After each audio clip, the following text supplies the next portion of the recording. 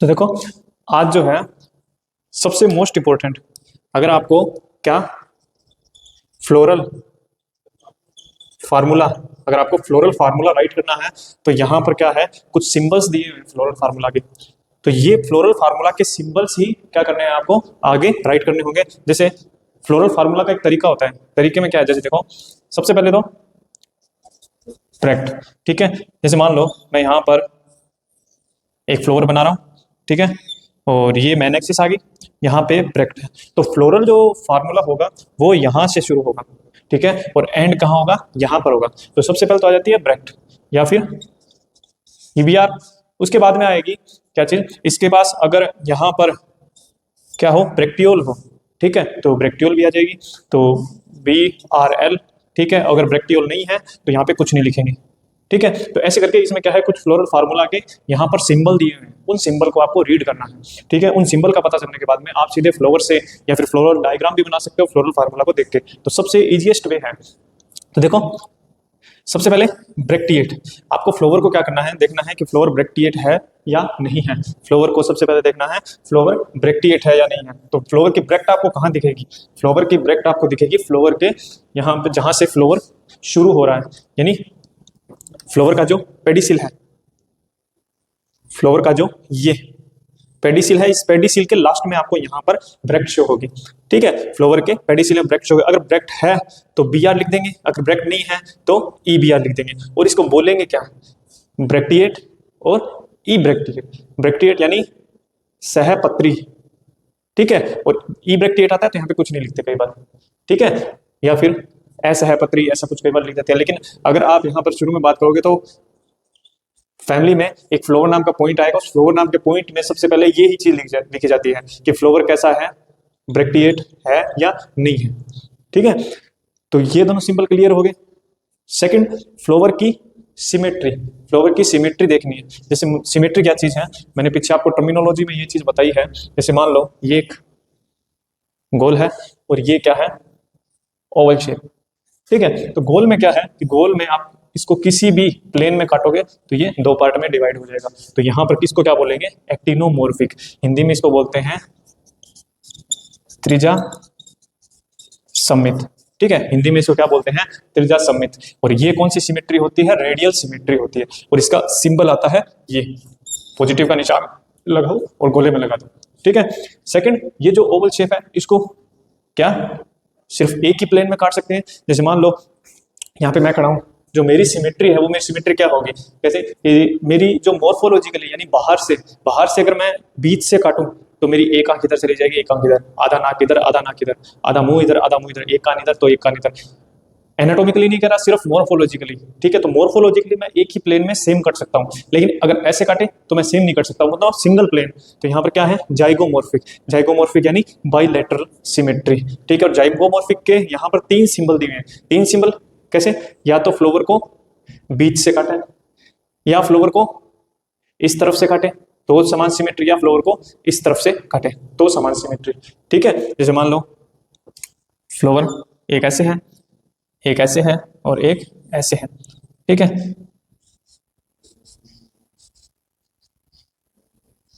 तो एक प्लेन तो ये हो गया, दूसरा प्लेन ये हो गया और तीसरा प्लेन ये हो गया। तो इन प्लेन में अगर हम काटेंगे तो यहाँ पर दोनों के दोनों सिंबल आपको यूज करने होंगे। तो सबसे पहला क्या है, अगर फ्लोर में बात करें तो हम लिखते जाएंगे BR या फिर EBR, ओके। सेकंड आपने इसकी सिमेट्री लिखी, तो सिमेट्री में देखो या तो ये सिमेट्री होगी या फिर ये सिमेट्री होगी, ठीक है। दोनों चीजें आगे। आप चलते हैं नेक्स्ट पे।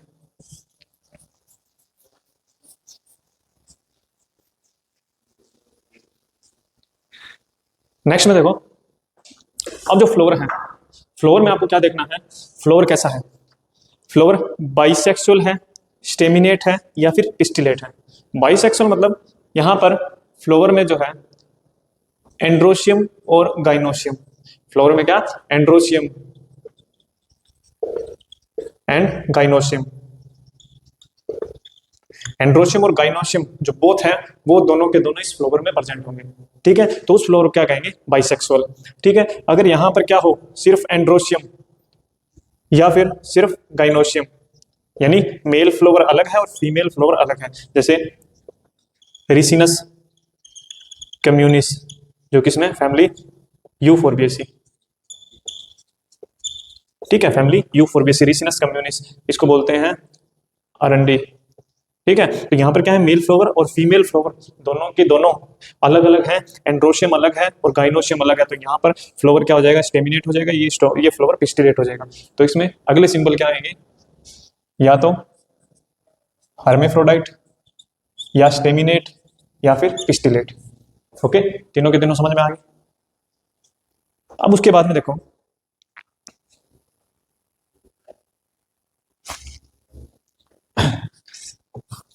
अब उसके बाद में सिंबल में आएंगे आगे। तो देखो फ्लोवर में, ये जो फ्लोवर है इस फ्लोवर में 4 बॉल मिलेंगे आपको, 4 चक्र मिलेंगे, किस चीज के, पहला कैलिक्स का, दूसरा करोला, तीसरा एंड्रोशियम और चौथा गाइनोशियम। ये 4 चक्र मिलेंगे जो क्या करेंगे, इस फ्लोवर को कंप्लीट करेंगे। तो यहाँ पे फ्लोवर में क्या लिखा जाता है, सबसे पहले फ्लोवर क्या है, ब्रैक्टिएट, उसके बाद में वो क्या है, हर्मेफ्रोडाइट या फिर स्टेमिनेट या पिस्टिलेट, उसके बाद में तीसरा आता है फ्लोवर में ये चारों चक्र प्रेजेंट है या नहीं, तो इससे क्या होगा, फ्लोवर कंप्लीट, फ्लोवर कंप्लीट है या नहीं है, ठीक है। तो कैलिक्स, करोला, एंड्रोशियम, गाइनोशियम, ये क्या है, सबसे पहले कैलिक्स आता है, उसके बाद में अगला चक्कर करोला आता है, फिर एंड्रोशियम आता है, फिर गाइनोशियम आता है, ये चारों चक्कर ऐसे होंगे। तो यहाँ पे देखो सबसे पहले सेपल, सेपल का मतलब समझते हो, है? नहीं, देखो सेपल क्या होता है, यहां पर जो कैलिक्स है, कैलिक्स को डिनोट किससे करेंगे, के से, ठीक है। तो इस कैलिक्स की सिंगल यूनिट क्या बोलते हैं, सिंगल यूनिट को सेपल, ठीक है। जैसे मान लो गुलाब है, गुलाब में क्या है, ये नीचे ग्रीन कलर की जो लीफ लाइक स्ट्रक्चर दिख रही है, उसके बाद में कलर्ड स्ट्रक्चर आती है। तो ये जो ग्रीन लीफ लाइक स्ट्रक्चर है, ये लीफ लाइक स्ट्रक्चर, इस एक लीफ लाइक स्ट्रक्चर को क्या बोलेंगे, यहाँ पे सेपल बोलेंगे, ठीक है। सिंगल यूनिट सेपल और सारी की सारी यूनिट क्या, कैलिक्स। तो अब देखो यहाँ पर ये कंडीशन बोल रहा है पॉलीसेपेलस। अगर यहाँ पर आपके क्या हो, जो सेपल है, जो सेपल है, जैसे मान लो 1 2 3 4 5, ये जैसे 5 सेपल हैं, ठीक है। तो सी कितने हैं, 5, नहीं सॉरी के कितने हैं, 5। अब इस के जो 5 है, इस 5 के में क्या है कि ये पांचों के पांचों जुड़े हुए हैं या अलग अलग हैं, ठीक है। तो अगर ये पांचों के पांचों फ्री हो, पांचों के पांचों क्या हो, फ्री हो, तो क्या बोलेंगे इसको, यहाँ पर के 5 लिख देंगे सीधा, ठीक है। तो इसको क्या बोलेंगे, पॉलीसेपेलस। यहाँ पर क्या है, कैलिक्स फ्री है, ये के लिखा, के के आगे जो भी नंबर है 4 3 2 1 5 6 जो भी नंबर होंगे इसके, वो उसके नंबर लिख देंगे, कितने हैं वो लिख देंगे। दूसरा गेमोसेपेलस, अगर ये पांचों के पांचों क्या हैं, फ्यूज्ड हैं, आपस में चिपके हुए हैं, जैसे आप धतूरे में देखते हो, ठीक है। धतूरे में नीचे का जो चक्र है वो ऐसे करके ऐसे है, ग्रीन कलर का, ठीक है, और ऊपर ये कैंपानुले टाइप है। तो यहाँ पे जो ग्रीन कलर का चक्कर है, सारे के सारे आपको फ्यूज मिलेंगे, आगे जाके देखना, ठीक है, फ्यूज मिलेंगे। तो ये जो फ्यूज चक्कर है, इसमें क्या है, कैलिक्स फ्यूज्ड है। तो केक में जो नंबर लिखेंगे वो नंबर किस में, ब्रैकेट में लिखेंगे, नंबर कुछ भी हो सकते हैं, ठीक है। तो उसके बाद में क्या आएगा, के आएगा, के में या तो फ्री है या तो फ्यूज्ड है या के में फ्री है, ठीक है, ऐसे, ओके। 3 चीजें आ गई। नेक्स्ट ऐसे ही क्या है, जो रोज में कलर्ड पार्ट होता है, फ्लावर में कलर्ड जो पार्ट होता है वो क्या है, वो पेटल्स होते हैं, ठीक है। पेटल्स सिंगल यूनिट है, लेकिन कंपाउंड यूनिट को क्या कहेंगे, कंपाउंड यूनिट को करोला बोलेंगे।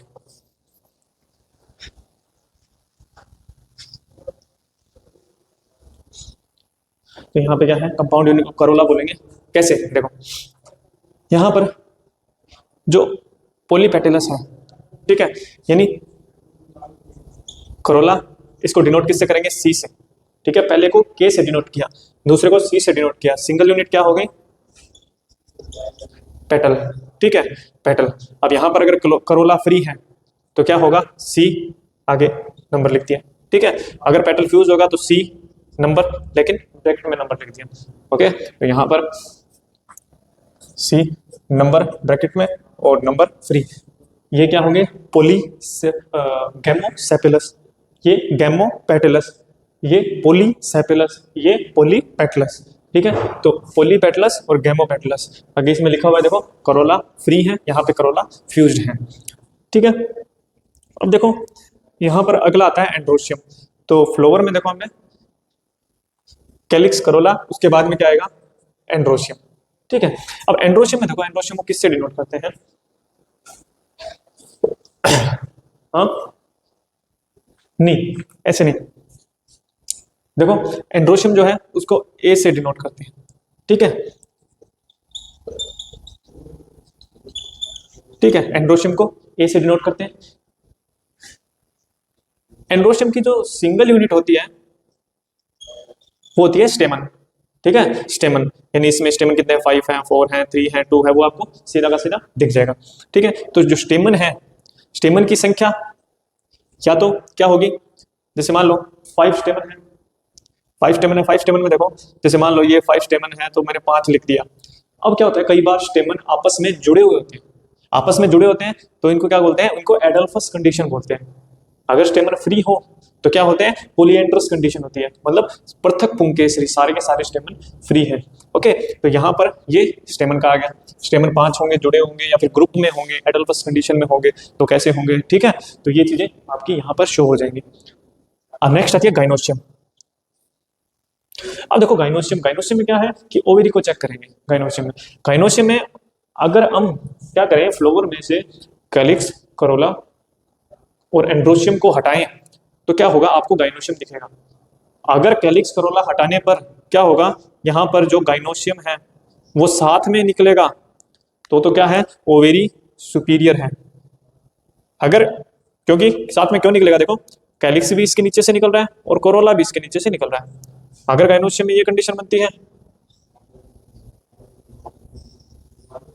ये कंडीशन, अगर यहां पर क्या हो, थैलेमस ऊपर आ जाए और ये कैलिक्स और ये करोला, ठीक है, तो क्या होगा? यहाँ पे आप कैलिक्स करोला निकालोगे ना तो गाइनोशियम नीचे पड़ा रहेगा। तो गाइनोशियम यहाँ पर क्या है? इंफीरियर कंडीशन में है। और कई बार क्या मिलता है?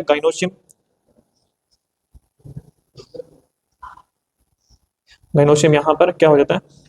इक्वल, एक इक्वल प्लेन में आ जाता है। तो ना तो ये इंफीरियर है ना ये सुपीरियर है, तो इसको क्या बोलेंगे? गाइनोशियम ना इंफीरियर है ना सुपीरियर, तो इसको क्या बोलेंगे? ओवेरी हाफ इंफीरियर या फिर सुपीरियर। ठीक है, ओके। अब देखो यहां पर गाइनोशियम लिख दिया। गाइनोशियम 3 कंडीशन हो सकती है। ओके, अब नंबर ऑफ कार्पल, गाइनोशियम में क्या है? गाइनोशियम की सिंगल यूनिट को कार्पल बोलेंगे। ठीक है, जैसे एंड्रोशियम की सिंगल यूनिट को स्टेमन, तो गाइनोशियम की सिंगल यूनिट को कार्पल बोलेंगे। तो ये कार्पल की संख्या कितनी है? वो इसके आगे 2, 2, 3, 1 ऐसे सारा का सारा लिखा जाएगा। ठीक है, अगर कार्पल जुड़े हुए हैं तो उसमें ब्रैकेट लगा देंगे, अगर जुड़े नहीं हुए तो बिना ब्रैकेट के अपने करेंगे। ठीक है, अब नेक्स्ट देखो, यहाँ पर आपको ये चीज शो हो रही है, ये देखो, ये तो इस चीज से सीधा आप अंदाजा लगा सकते हो सी और ए, मतलब जो पेटल है और एंड्रोशियम है वो क्या है? दोनों के दोनों साथ में जुड़े हुए हैं। ठीक है, तो इस कंडीशन को क्या बोलते हैं? एपीपेटेलस। हिंदी में इसको बोलेंगे दल लग्न। ठीक है, हिंदी में क्या बोलेंगे इसको? दल लग्न। ओके, नेक्स्ट आता है पेरियंथ।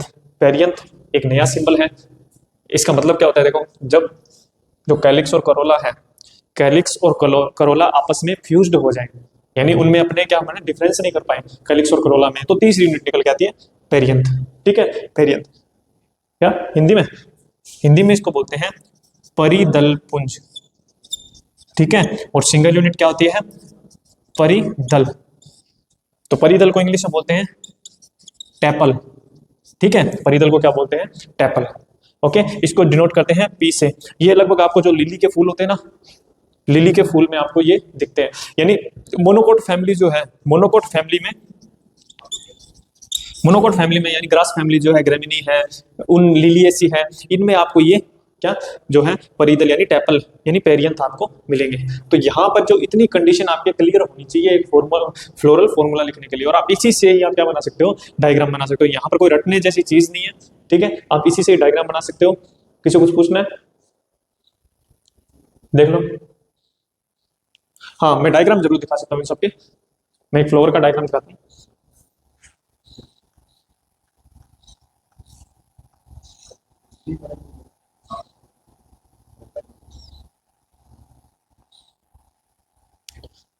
ये देखो,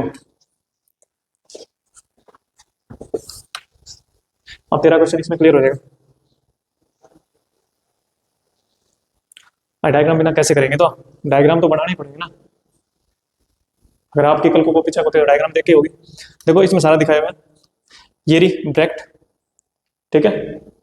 यहाँ पर स्टेमन, स्टेमन के दो पार्ट, ये तो हो गया एंथर और ये हो गया फिलामेंट, ठीक है। ये तो आपके क्या है, इसमें सेपल बोला ये रहा, ठीक है।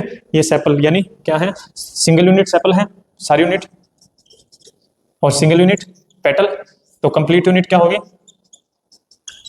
करोला, ठीक है। ये कंप्लीट फ्लावर है, ये क्या है, ये कंप्लीट फ्लावर है। यहाँ पर ये ओवेरी, स्टाइल और ये स्टिग्मा, इसको मिला के क्या बोला है, पिस्टिल, ठीक है। इसको मिला के क्या बोला है यहाँ पे, पिस्टिल बोला है। ये देखो, ये सारी चीज मैंने जो बताई है वही है। आउटर मोस्ट वॉल नॉर्मली क्या है, ग्रीन। जो आपको आउटर वॉल मिलेगा वो कैसा मिलेगा, वो आपको ग्रीन ही मिलेगा, ठीक है, ग्रीन ही मिलेगा। कैलिक्स है protection when flower is the form of bird, यानी बर्ड कंडीशन में ये क्या करता है, प्रोटेक्शन करता है, मतलब बंद रहता है ना, फूल जो है वो बंद रहता है सबसे पहले, तो वो बर्ड कंडीशन होती है, उस बर्ड कंडीशन में क्या करता है ये कैलिक्स जो है, यहाँ पर ये उसकी सुरक्षा करता है। सेकंड, ब्राइटली कलर्ड स्ट्रक्चर आ गई, करोला आ गई। सिंगल यूनिट को क्या बोलेंगे, पेटल बोलेंगे।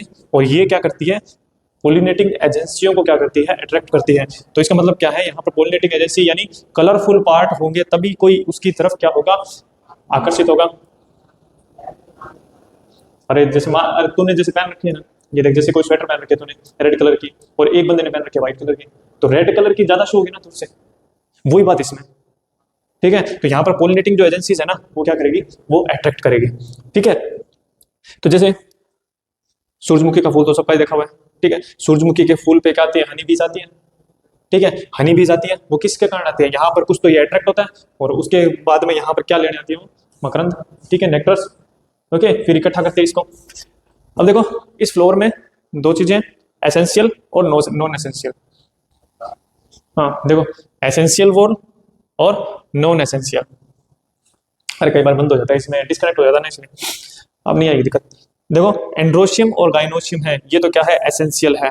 अगर किसी फ्लोवर में एंड्रोशियम और गाइनोशियम नहीं होंगे तो कोई तुक नहीं है उस फ्लोवर का, क्योंकि यहाँ पर क्या नहीं होगा, सीड प्रोड्यूस नहीं होगा। सीड प्रोड्यूस नहीं होगा तो मतलब नेक्स्ट जनरेशन नहीं आएगी। और नॉन एसेंशियल में कैलिक्स और करोला है। अच्छा, अरे नहीं, अब हाँ तेरी बात सही है, करोला जो है वो क्या करता है, यहाँ पर क्या करता है, पोलिनेटिंग एजेंसीज को अट्रैक्ट करता है। अगर ये नहीं होगा तो क्या होगा, तो अगर ये नहीं होगा ना, तो फ्लो जो प्लांट है, प्लांट के दूसरे पार्ट इसमें क्या करेंगे, वर्क करेंगे। जैसे मान लो आपने बोगनविलिया देखा, ठीक है, बोगनविलिया ऐसे तीन फूल से इकट्ठे होंगे, ठीक है। बोगनविलिया मैं आपको दिखा देता हूँ,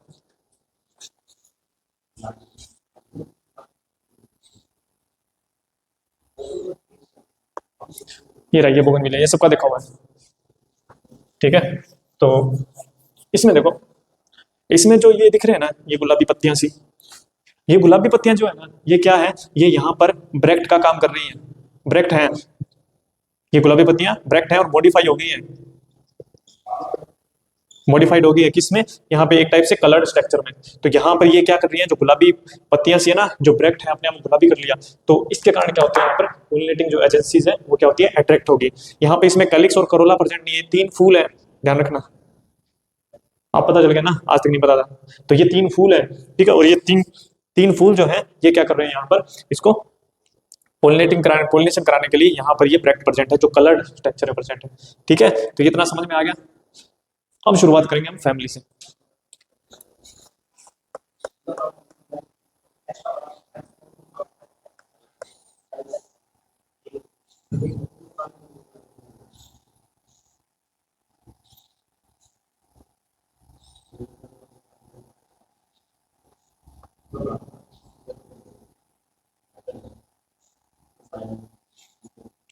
अब देखो, अब आपको ये चीजें एक बार रिकैप कर लेना, तो उसके बाद में आपको जरूरत नहीं पड़ेगी किसी भी फैमिली को देख कर लिखने की, ठीक है।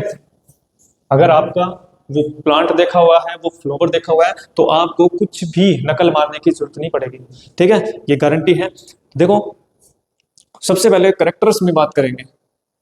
अगर आप किसी भी फैमिली के बारे में लिखोगे ना, फैमिली के बारे में लिखोगे तो उसके सबसे पहले वेजिटेटिव, वेजिटेटिव जो करेक्टर है, यानी फैमिली का सीक्वेंस क्या होगा, फैमिली के सीक्वेंस से सबसे पहले आपको हैबिट लिखनी पड़ेगी, ठीक है, कि प्लांट की हैबिट क्या है। उसके बाद में आप लिखोगे रूट, लीफ, स्टेम, ठीक है, और उसके बाद में आएगा फ्लावर, फ्लावर में इन्फ्लोरेसेंस, ठीक है, उसके बाद में कैलिक्स, कोरोला, एंड्रोशियम, गाइनोशियम, और उसके बाद में आएगा फ्रूट, और फिर फ्लोरल फार्मूला, ठीक है। तो ये इतनी चीज आपको हर फैमिली में लिखनी पड़ेगी, तब जाके आपकी फैमिली कंप्लीट होगी, ठीक है। तो मैं सीधा सीधा एक बार बता देता हूँ, हैबिट में प्लांट कैसा है, कहाँ रहता है, उसमें वो दिखावट में कैसा है, मोर्फोलॉजिकली कैसा है, तो ये चीजें हैबिट में आ जाएंगी। रूट में आपको देखना पड़ेगा, रूट का उसका सिस्टम क्या है, आपकी मुस्ला मूल है यानी टैप रूट है या फिर एडवेंटिशियस रूट है, ठीक है। तो लीफ में आपको देखना पड़ेगा, लीफ के टाइप्स जो मैंने पीछे मोर्फोलॉजी में करवा रखे हैं, ठीक है, तो यहाँ पर लीफ के टाइप देखने पड़ेंगे आपको। उसके बाद में स्टेम देखना पड़ेगा, स्टेम कैसा है, अगर मोनोकोट है तो स्टेम क्या है, प्रोस्टेट है, अगर डाइकोट है तो क्या होगा, स्टेम इरेक्ट होगा, ठीक है, और स्टेम की सतह कैसी है, स्टेम में और ब्रांचेज है या नहीं है, तो ये चीजें देखनी पड़ेगी। फ्लावर है, फ्लावर में आपको क्या देखना पड़ेगा, फ्लावर कैसा है, हर्मेफ्रोडाइट है या नहीं है, ठीक है, फ्लावर कंप्लीट है या नहीं है, फ्लावर में कलर कौन कौन से हैं, ठीक है, तो ये सारी चीजें आपको इसमें फ्लावर में देखनी पड़ेगी। इनफ्लोरेसेंस एक आएगा सिंगल, ठीक है, इनफ्लोरेसेंस आपको करवाएंगे, इनफ्लोरेसेंस में उनमें से कोई एक इन्फ्लोरेसेंस होगा, स्पेशल इन्फ्लोरेसेंस भी हो सकता है। स्पेशल इन्फ्लोरेसेंस लगभग फैमिली वो होती है, जैसे मान लो सबसे पहले एस्टेसी फैमिली आती है, ठीक है, एस्टेसी फैमिली के बाद में माइमोसी फैमिली आती है, उसमें स्पेशल इन्फ्लोरेसेंस होता है, ठीक है, और क्यूफोरबिएसी फैमिली आती है, उसमें स्पेशल इन्फ्लोरेसेंस होता है। तो एक दो फैमिलियां और ऐसी, ठीक है, जिनमें स्पेशल इन्फ्लोरेसेंस आपको मिलेंगे, ठीक है। उसके बाद में कैलिक्स है, कैलिक्स कितने हैं, ठीक है, कैलिक्स का जुड़े हुए हैं नहीं है, ठीक है, और कैलिक्स में और एक्स्ट्रा कोई चीज है या नहीं है, कैलिक्स कलर कैसा है, ये सारी चीज इसमें आ जाएगी, यही सेम चीज करोला में आएगी, ठीक है। एंड्रोशियम, एंड्रोशियम में आपको देखना पड़ेगा स्टेमन के नंबर ऑफ स्टेमन क्या है, ठीक है, स्टेमन कैसे हैं, जुड़े हुए हैं, अलग अलग स्टेमन हैं, तो ये सारी चीजें यहाँ पर एंड्रोशियम में आप करोगे। नेक्स्ट गाइनोशियम, गाइनोशियम के बारे में आपको देखना पड़ेगा, गाइनोशियम में प्लेसेंटेशन लास्ट में लिखते हैं, प्लेसेंटेशन के लिए आपको स्लाइड को काटना पड़ेगा, उसके बाद में आपको चेक करना पड़ेगा, दो चार प्लेसेंटेशन है वो आपको वैसे सीधे याद हो जाएंगे। फ्रूट, फ्रूट का टाइप मैंने आपको करवाया था, फ्रूट के टाइप में आपको उस कौन सा फ्रूट का टाइप मिलेगा, ठीक है, फ्लोरल फार्मूला में आपको जैसे बताया है वैसे का वैसे आपको फ्लोरल फार्मूला लिखना पड़ेगा, ठीक है। तो यहाँ पर देखो अब वेजिटेटिव कैरेक्टर से बात करेंगे। देखो वेजिटेटिव कैरेक्टर से बात करेंगे तो वेजिटेटिव कैरेक्टर में देखो सबसे पहले हैबिट लिखी है जो मैंने आपको बताई थी, हैबिट। अब हैबिट में देखो जो आपको, जैसे मान लो आपके सामने कोई पौधा दिया है, जैसे मान लो आप अपने आसपास से देखते हो ना, जैसे आँख है, कैलोट्रोपस प्रोसेरा, आँख है, पीली कनेर है, ये सारे पौधे देखते हो, कोई भी एक पौधा अपने दिमाग में सिलेक्ट कर लो, ठीक है, उसमें क्या करना है, उसकी हैबिट देखो वो कैसा है। हिंदी में भी मैंने साथ में लिखा है ताकि कोई दिक्कत ना हो। 1 वर्षीय है यानी 1 वर्ष में कंप्लीट हो जाता है, ठीक है, 3 वर्षीय है 2 वर्ष में कंप्लीट होता है, और बहुवर्षीय है, ठीक है, यानी लगभग सालों साल तक चलता है। जैसे पीपल का पेड़ देख लिया आपने, ठीक है, आँख हो गया, आँख भी क्या है लगभग चलता है 3-4 साल, ठीक है, मतलब 2 साल से अधिक जो भी होगा वो क्या आएगा, वो बहुवर्षीय यानी पेरिनियल में आएगा। तो जैसे मान लो मैंने कैलोट्रोपस प्रोसेरा, हिंदी में बोलते हैं आँख, टोटल सबका देखा हुआ है, ठीक है, तो आँख किस में आता है, आँख पेरिनियल में आता है, ठीक है, आँख की जो हैबिट है वो पेरिनियल है, मतलब वो लगभग 2 साल से अधिक वो चलेगा, ठीक है। नेक्स्ट यहाँ पे आँख कैसा है, हर्ब है, शर्ब है या ट्री है, ये आपको सिलेक्ट करना है। देखो लगभग तो वैसे देखते हैं, जैसे मान लो आँख एक छोटा पौधा है, ठीक है, और छोटे पौधे में लगभग उसके जो स्टेम है वो क्या है, वो पूरा का पूरा ग्रीन रहता है। जैसे धतूरा ले लो, कंप्लीट ग्रीन होगा, आँख कंप्लीट ग्रीन होगा, तो ये छोटे मोटे जो पौधे होते हैं ना कंप्लीट ग्रीन मिलते हैं, तो इसको हर्ब बोल देते हैं, ठीक है। हर्ब के कारण ये क्या हो जाएगा, हर्बेशियस हो जाएगा, ठीक है, तो हर्ब बोल देते हैं। तो हर्ब में क्या है, इसको शाख, शर्ब झाड़ी, शूप, ठीक है, और ट्री वृक्ष। तो सोच के बताओ कैलोट्रोपस कैसा है? हाँ तुम बता। हाँ इधर सही बोल रहा है क्या? सही है एकदम, ठीक है। ये क्या है? ये हर्ब में आएगा, ठीक है। हर्ब में आने के कारण क्या है? ये हर्बेशियस है। हर्बेशियस यानी पूरा का पूरा ग्रीन है। तो यहां पर देखो, मैं अगर साथ साथ में लिखूं तो कहाँ नकल मारने की जरूरत है? हैबिट, हैबिट में क्या है? आंख, पेरिनियल है, ठीक है। दूसरा क्या है? हर्ब है, ठीक है। इतनी तो चीजें लिखनी है, ठीक है। हिंदी में लिखना चाहो तो आंख क्या है? बहुवर्षीय है। और क्या है? शाख है, ठीक है। नेक्स्ट क्या आएगा? रूट। तो रूट देखो, सबसे पहले मैंने आपको मोनोकोट और डाइकोट में क्या बताया था? डिफरेंस बताया था। मोनोकोट और डाइकोट में डिफरेंस में मैं दोबारा रिकैप कर देता हूं। आप अगर लीफ की क्या देखोगे? वेनेशन देखोगे, ठीक है। लीफ का जो शिरा विन्यास देखोगे, तो लीफ के शिरा विन्यास में क्या है? अगर आपको यहां पर क्या मिले? जाली सी मिले। अगर आप लीफ को किसी धूप में ऐसे करके देखोगे ना, तो आपको क्या मिलेगी? जाली सी दिखेगी। तो वो जाली सी क्या होती है? वो रेटिकुलेट वेनेशन होता है। और रेटिकुलेट वेनेशन किसमें मिलता है? डाइकोट में मिलता है, ठीक है।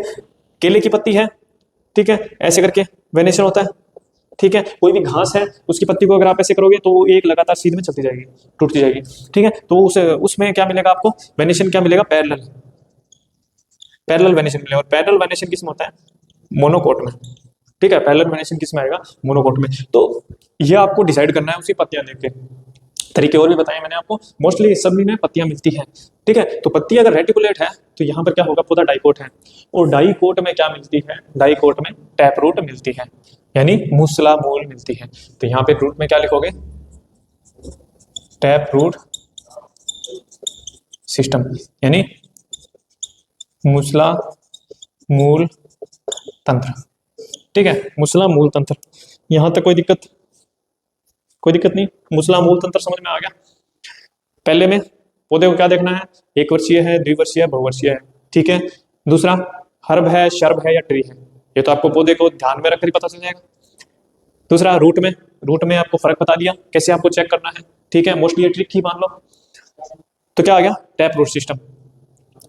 अब बात आएगी नेक्स्ट स्टेम की। स्टेम, तो स्टेम में देखो, आप जब स्टेम को पकड़ोगे तो क्या होगा?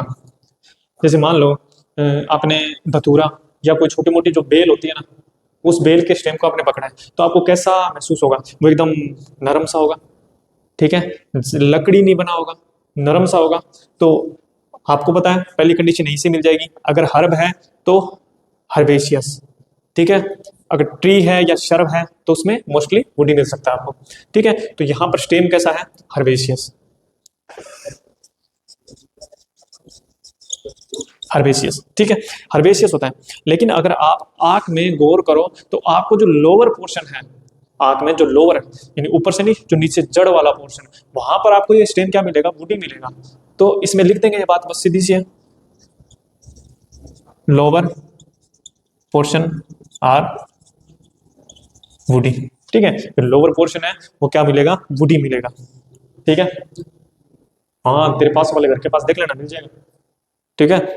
छोटे पौधे नहीं बात कर रहा मैं, थोड़ा सा बड़ा हो जाता है ना, एज हो जाता है थोड़ा सा, पेरिनियल है तो थोड़ा सा 2 साल 3 साल वाला जो आंख होगा ना, उसमें वुडी पोर्शन आपको मिलेगा। लगभग 3 दिन लंबे आंख हो जाते हैं, ठीक है। इतने से आंख में नहीं देखना आपको, ठीक है। तो या तो वो वुडी होगा या हर्बेसियस होगा। तो क्या ये दोनों कंडीशन मैंने आपको बता दी, इतनी याद रह जाएगी, कोई दिक्कत नहीं है। अब सेकंड बात करते हैं टाइप्स ऑफ स्टेम की, ठीक है। ये स्टेम के टाइप्स हैं, या तो एरियल वायवीय, या भूमिगत, या स्पेशल टाइप। तो देखो एरियल कैसा होगा? जैसे मान लो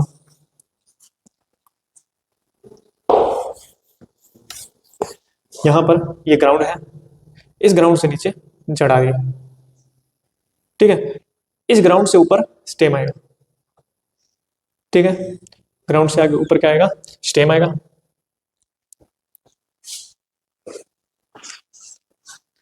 ये जो स्टेम है ये क्या है? इस ग्राउंड से ऊपर है, यानी एरियल 5 ईयर। ठीक है, तो यहां पर क्या लिखोगे,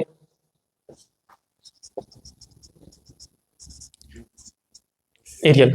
ठीक है, एरियल लिखा। एरियल के साथ में एक चीज और लिख देना, स्टेम क्या है, इरेक्ट है। हिंदी में उर्दू, इसमें एक चीज रही है, स्टेम क्या है, मैं दोनों ही लिख देता हूं, इरेक्ट, उर्दू। ठीक है, उर्दू बोलते हैं। तो स्टेम इरेक्ट यानी स्टेम ऊपर है, खड़े है, ऐसे नहीं लेटे नहीं है, जैसे वो दूब होती है ना, दूब की तरह लेटे नहीं हुए। तो क्या है यहाँ पे, स्टेम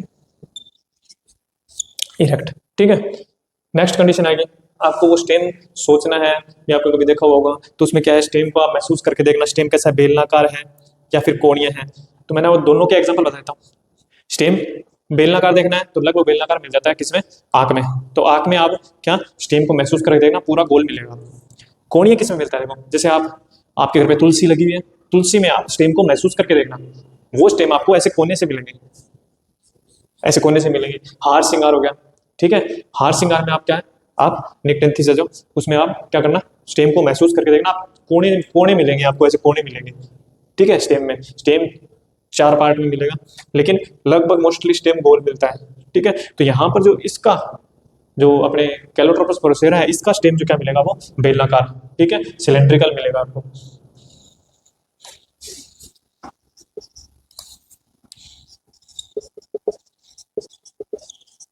सिलेंड्रिकल, ठीक है, इसका क्या मिलेगा, सिलेंड्रिकल मिलेगा। अब ये अगली चीज देखो आप, ब्रांचिंग मिलेगी इसमें, बता, अरे नीचे से आई है तो ब्रांच से होके आई है ना, अरे इसको वो ऊपर से ब्रांचिंग वाला आंख दिखा के लाना इसको। ठीक है, जो ब्रांचिंग आई है वो यहाँ से ब्रांचिंग ही तो हुई है। ठीक है, ऐसे ऐसे ब्रांचिंग आपको मिल जाएगी, मोस्टली ब्रांचिंग मिल जाएगी, यहाँ पर आसपास में देख लेना चाहिए, ब्रांचिंग जरूर मिलेगी। ठीक है, तो ये क्या है, ब्रांच्ड।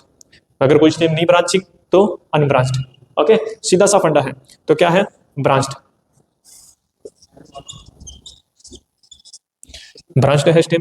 मैंने देखो कोई भी ऐसी चीज है जो आपको नहीं समझ में आई हो, भी आपको नकल मारने की जरूरत है, देखो सारी की सारी चीजें इसी तरह है, आपको ये इतनी ही चीजें याद करनी पड़ेगी, आप सारी की सारी फैमिली कर सकते हो। ठीक है, तो क्या है, ब्रांच्ड यानी शाखित। अब क्या करना है आपको, उस स्टेम को ना तोड़ के देखना है, वो तोड़ के देखोगे ना तो अंदर से भरा हुआ मिलेगा आपको स्टेम।